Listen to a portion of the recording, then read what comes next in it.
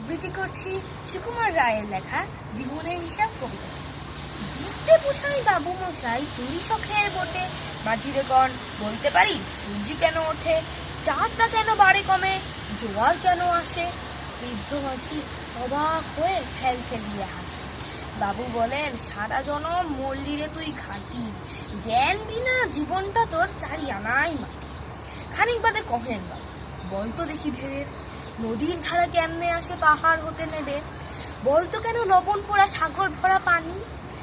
বৃদ্ধ মাঝি বলে, আরে মশাই অত কি আর জানি।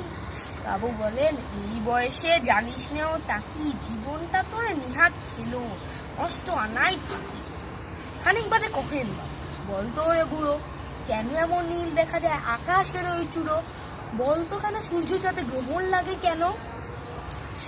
মূর্খ মাঝি বলে, আমায় কেন লজ্জা দিচ্ছেন হেন। বাবু বলেন, বলবো তোরে কি আর, বলবো তোরে কি তা, দেখছি এখন জীবনটা তোর 12 আনাই বৃথা। খানিক বাদে ঝড় উঠেছে, ঢেউ উঠেছে ফুলে, বাবু দেখেন নৌকোখানি ডুবলো বুঝি দুলে।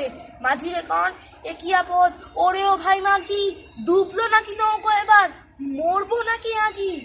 মাঝি শুধায়, সাঁতার জানো? মাথা নাড়েন বাবু। মূর্খ মাঝি বলে, মশাই এখন কেন কাবু, বাঁচলে শেষে আমার কথা হিসেব করো পিছে, তোমার দেখি জীবনখানা 16 আনাই মিছে। ধন্যবাদ।